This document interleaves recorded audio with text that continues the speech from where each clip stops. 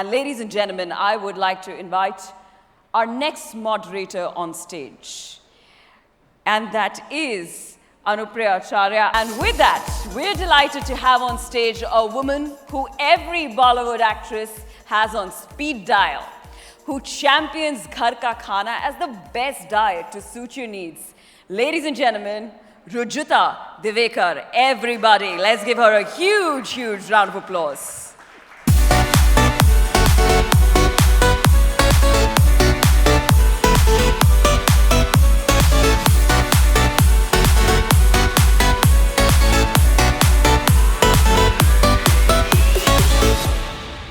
Welcome, ladies, and the stage is yours.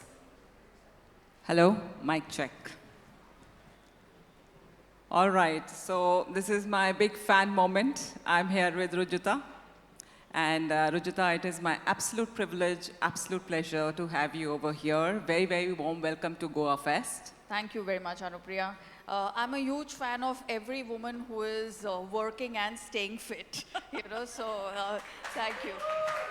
And I must give the whole credit to Rujuta.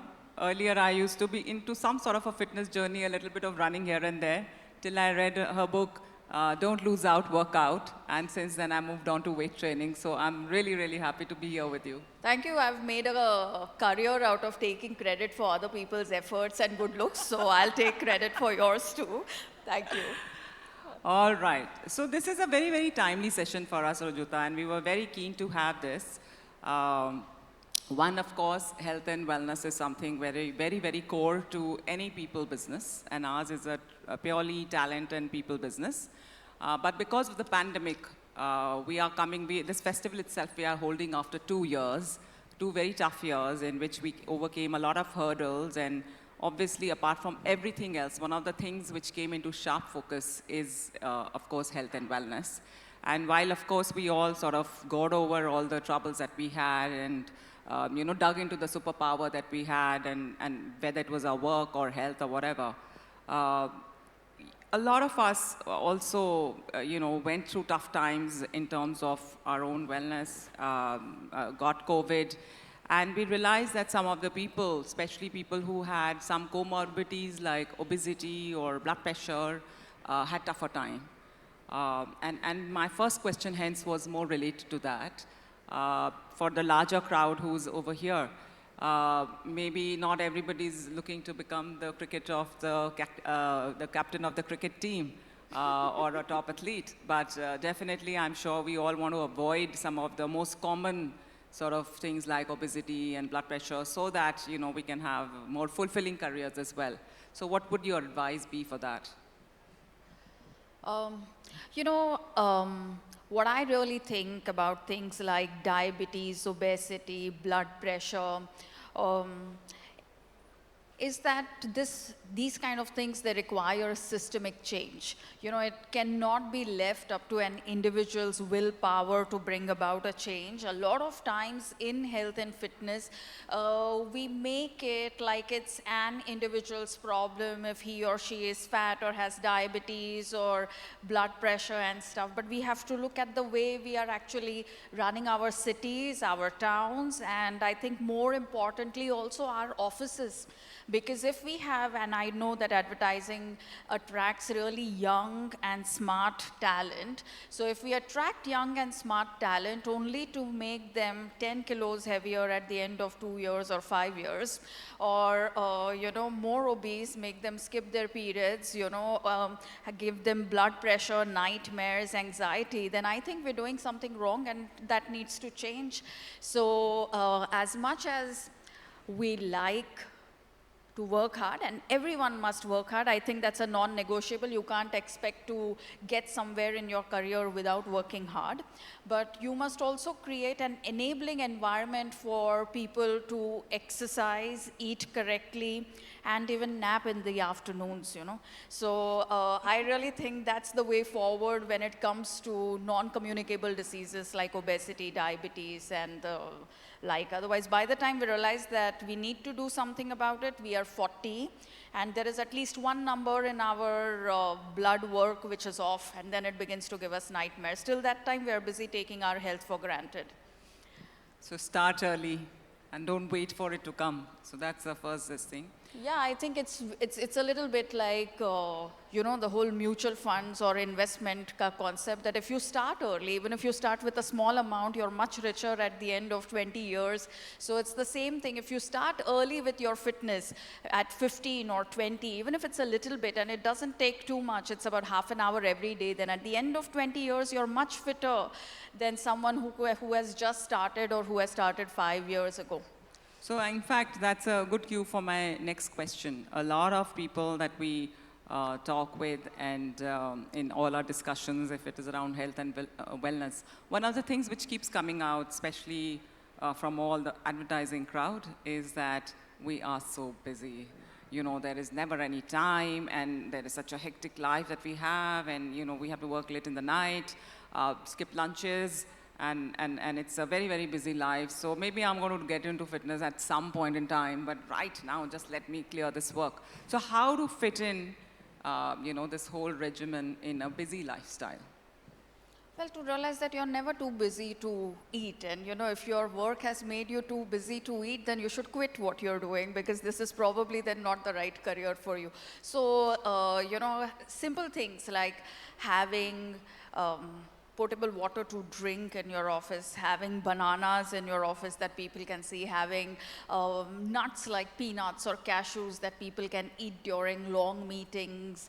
I think that brings about a big change, because otherwise it's about calling for pizzas, eating pastries just because there's a meeting, and then meetings going on for too long, being extremely unproductive, tempers soaring. So you really want your boss to settle down in his or her head. You want your client to buy your pitch. Then you give them foods which help them calm down, like peanuts, cashews, and banana. And they don't even cost you too much. So I think that's the way forward, you know. And, Yeah.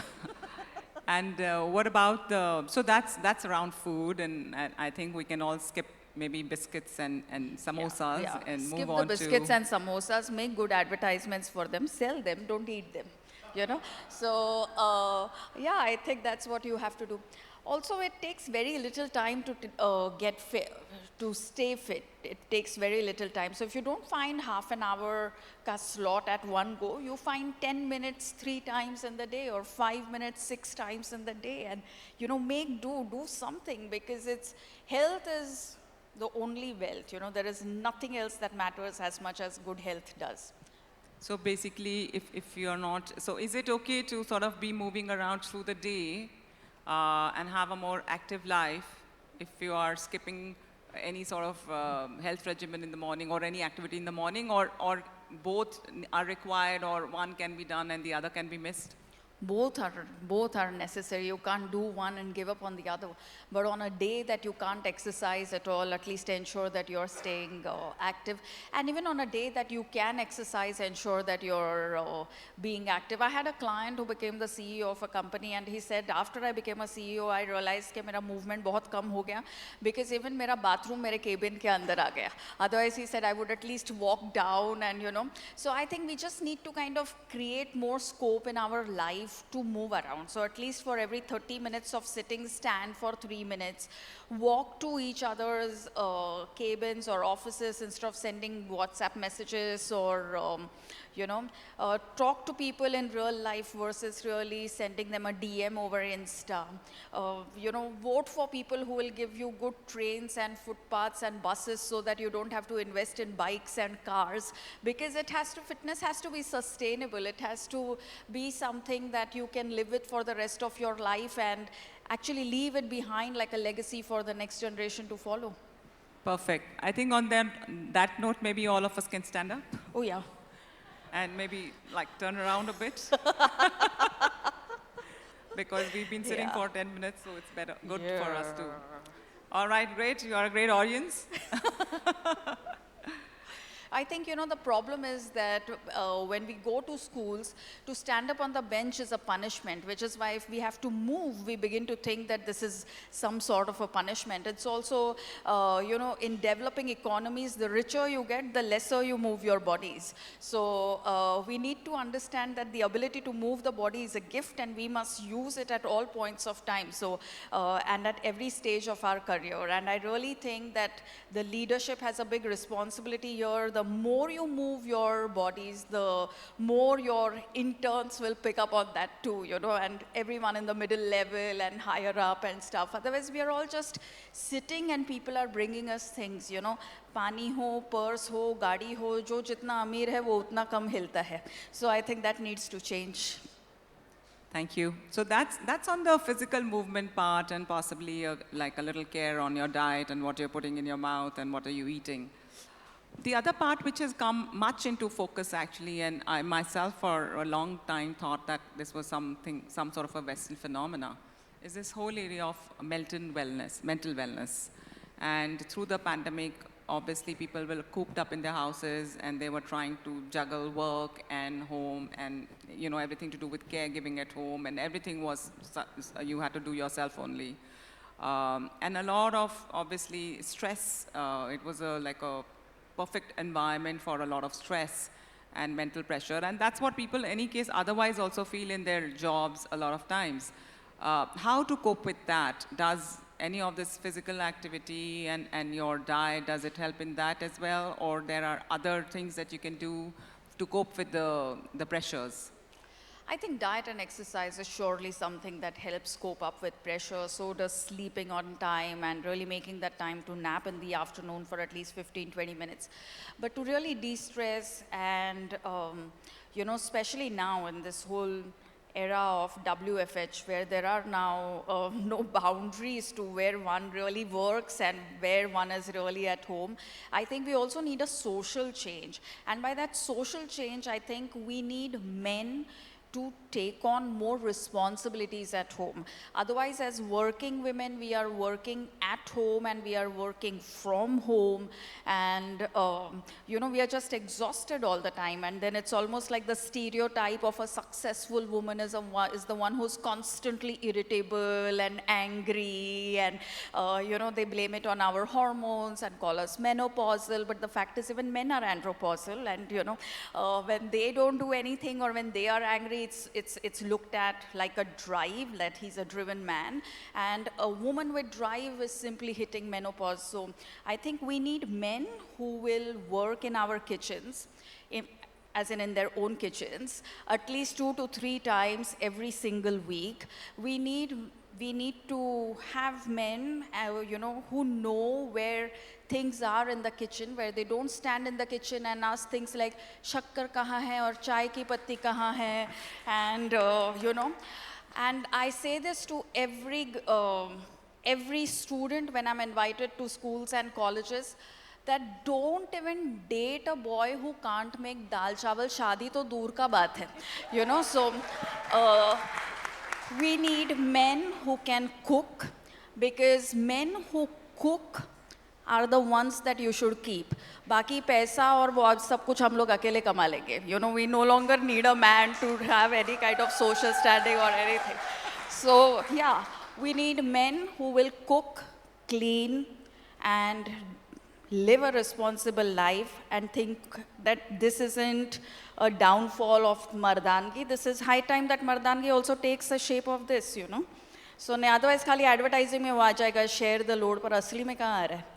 So असली में होना चाहिए. I think that's the change that we should strive for. Then you can actually have the difference between work from home or work offline or online or whatever. We will need the other half of the population to do their bit. For too long, we've taken them for doing nothing. वो नहीं चलेगा. Awesome. And we, of course, carry dual responsibility because it's an ad festival, so it's not only about the men in the room, and they should, of course, know where the tea is and where the sugar is, but also how we portray gender in the advertising and all of that becomes, for us, it's a double responsibility that we carry. So great, that was on. So since you are on this topic, I want to understand from you, like there seems to be some sort of a myth that all of this fitness and all of that is largely for boys and men. And I see like children growing up and, boys get into 16, 18, 19 years old and they want to like sort of bulk up and build muscles and all that jazz. But there is no such sort of social pressure or this thing on the girls. And even later we find, like you said, that women are like very busy lives they're leading, and if they're working, then at work. And how important is it for women to be fit and also sort of, go through this whole regimen of, like you said, morning and then through the day have an active life? I think for women it's that much more important that they look out for themselves and make the time to exercise, because living in patriarchy also means that if you are not going to look out for yourself, if you don't have a nurturing attitude towards yourself, if you are not going to make the time to exercise, eat on time and sleep on time, no one else is really going to bother doing that for you or remind you to do that, so it's really about having that sense of responsibility and scheduling your day in a way that it allows you at least half an hour to yourself where you can do any exercise of your choice, whether it's a run, whether it's lifting weights, whether it's doing Surya Namaskars, whatever it is that you would like to do, but you must ensure that it's getting done. So I think for women, even more critical. And just extending that a little to the age part, as we are like somebody, like we had a joke as well earlier, largely there are only young people in our profession. Yes. What is your special advice to all the young people here? Because those are the people, I think, and the roots, the seeds need to be sowed in sooner than later. What is your advice to the youngsters? And is it something that, one of the things we are also seeing that, the moment you turn 40, it's like some alarm bell will ring and you say, oh my God, I'm 40 now, I have to start doing something about my life. And then a lot of 20-year-olds or 20-somethings think that, oh, it's any case to be done when I'm 40. What's your advice? That it's never too early to start. Looking after oneself is important. The body is meant for physical activity and exercise. It's not meant for sitting around. So jitna jaldi chalu karoge utna acha hai. Don't wait don't wait to hit 40. The rate at which climate crisis and stuff is happening, we don't even know how many of us will reach 40 or 50 or 60. So, like Karan Johar's movie, Kal Ho Na Ho, abhi aaj ka din hai, aaj exercise karo, kal ka kal dekhenge. So everybody, aaj ka exercise aaj jaake kar lena. Please start your good habits from today. Yeah. One last question I had for you, because I picked it up yesterday in, I think, Kapil Dev's session, or somebody asked this one, and I thought it was a brilliant question for a forum like this. So there is a lot of tech intervention which has happened everywhere, and it's changed everybody's lives, consumers' lives, the way we sort of do everything, right? How has health and wellness and your profession, or how has it impacted? Has tech impacted it for good or bad? What is your view on technology in the area of health and fitness? Well, I do think that, tech is a tool that you can use for anything that you want. You can use it for the good and you can use it for the bad. I also think it's a bit of a double-edged sword. If you use it for the right reasons, you can really reach out to many people. You can create more awareness. You can bring the focus back to local food or, the importance of exercise or whatever else that you may want to do. But if you allow tech to kind of take over, then you have nothing else to do in your real life, and you've already begun to live in the metaverse. So I think it's been both good and bad, and whether it's good or bad depends on really how you're using it. So, at least so far we are living in a world where we are able to decide how much screen time we are going to have, or how many apps we are going to download, or how much will we delegate to the phone. And we should completely use that right of choice, because who knows what we are looking at in the future, For all you know, the screen may tell us how to behave versus us telling the screen what to do at this point. All right, so it is as good as any tool that you use, for good or for bad. Yes, but it's a powerful tool, so use it to your advantage. All right, thank you very much. Thank you. And I hope that everybody over here is going to tweet about it and let all the other people outside the room also know about the importance of health and fitness, because Rujuta is here. Thank you very much. Thank you very much. Pleasure having you here. Thank you.